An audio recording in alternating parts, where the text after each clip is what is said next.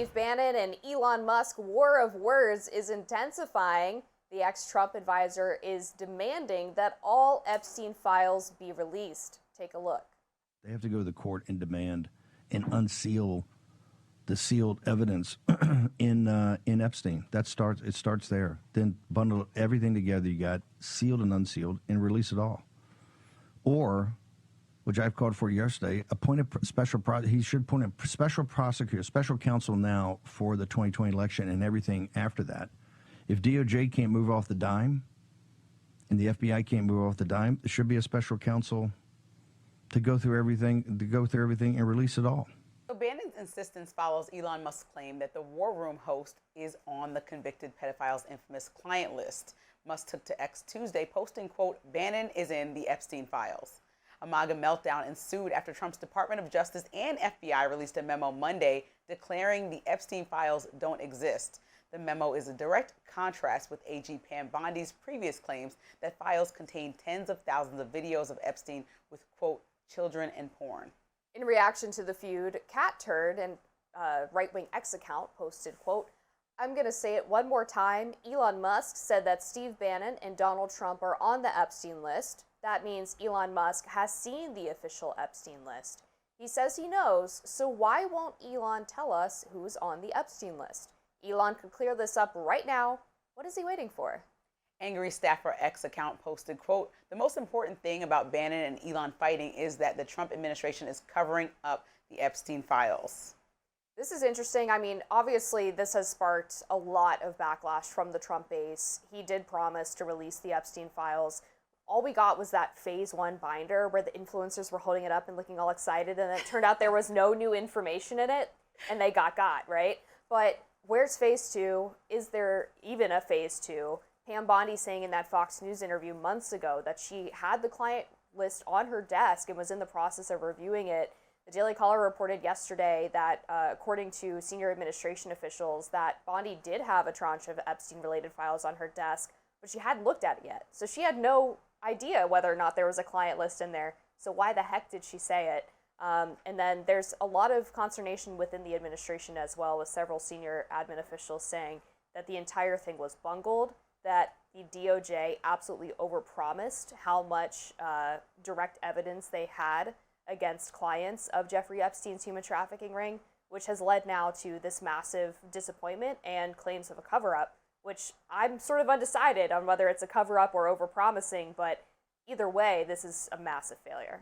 Well, I think it goes against everything that's the anti-establishment conversation that we were talking about a little earlier. I also think it sheds light on the fact that the MAGA movement is not a monolithic movement, and there are people and layers in there of people who disagree and actually are less afraid now, which I think is a good thing, to call out the president and his team, where it was like, okay, fall in line with almost anything in the past. This is like bigger than the big, beautiful bill. This is bigger than, you know, the fiscal conservatives who were in line with some of the things that Trump says. But I think overall, it's that the fact that he, as President Trump, governs a bit different than he campaigns. The way that he campaigned was very adamant about, this wasn't going to change any stance. He was going to find out, get to the bottom of things. And he kind of is just sitting there and allowing things to go as they go, which is bureaucratic, which is everything that is establishment. And so I think naturally people within his movement are probably over the last year let down by a number of things based on delivery versus what the Republican Party usually stands for, and the things like cutting down budgets and bringing some things down, the big, beautiful bill, cutting Medicaid for a lot of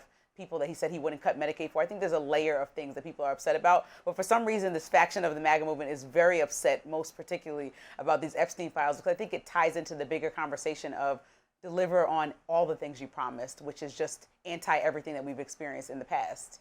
Yeah, I think the big thing that you're identifying is the anti-establishment bit of it, which is that releasing the Epstein files is basically a middle finger to the intelligence community and all of the people who, over the past 20 years, really did turn a blind eye to a lot of what Jeffrey Epstein was doing.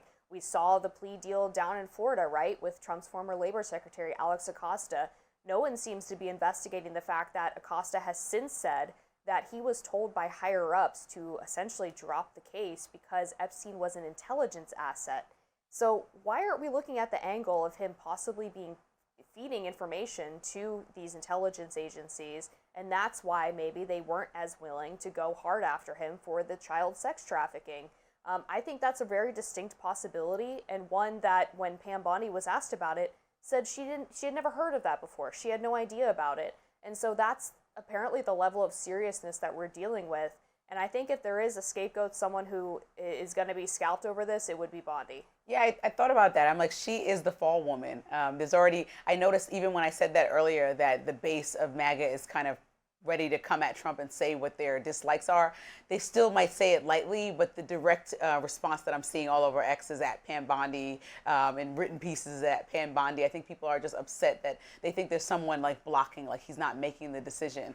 But, ultimately, it can't be two things. Like, if Trump is very vocal and adamant about what he wants to get done and unprecedented in so many ways, then he's picking and choosing which topics he wants to be on the forefront of and die on the sword for. And for some reason, people are probably aligning the fact that he is of this elite class, the same class, not accused obviously of the same things, but of the same class as Jeffrey Epstein, which is billionaire status. And people want to know that those people aren't protected in any different ways than the average American. And so by keeping these documents closed and inaccessible to the American public, this is just yet another wealthy person that did something wrong that is protected by our system that's supposed to protect, most importantly, children, but everyday Americans.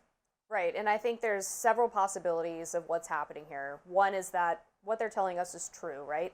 That there really wasn't that much there, or at least not evidence to tie directly what Epstein was doing to the clients, which seems unlikely to me. They have all of these videotapes, apparently, from the island, from his various homes, of the child sex abuse material, and they at least have some semblance of who he was in regular contact with, right? Even if it's not a written out literal client list. The second possibility is that he was an intelligence asset, and so they don't want to implicate the entire IC because that would obviously be a huge reckoning in American culture for us to know that they were turning a blind eye on these horrific crimes because he was feeding intelligence to the federal government.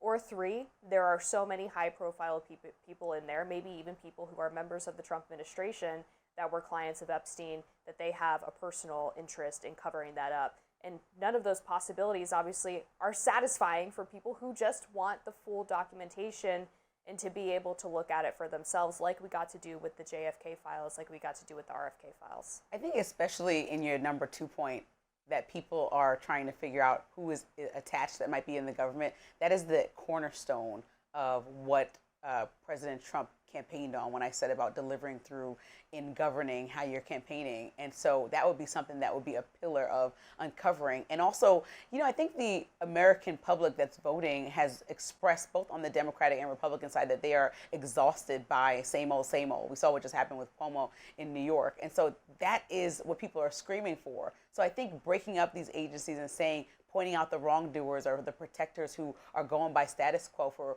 wealthy people or any special interest is something that we need a reckoning for. So if it is the second one, I think that is a fair reason for everyone to be extremely upset, as well as the other reasons you named. Yeah, and Trump himself said, "Why are we still talking about the Epstein files?" Because you promised it, sir. All right, a federal judge blocking Trump's order to end birthright citizenship. We'll get into that next on Rising.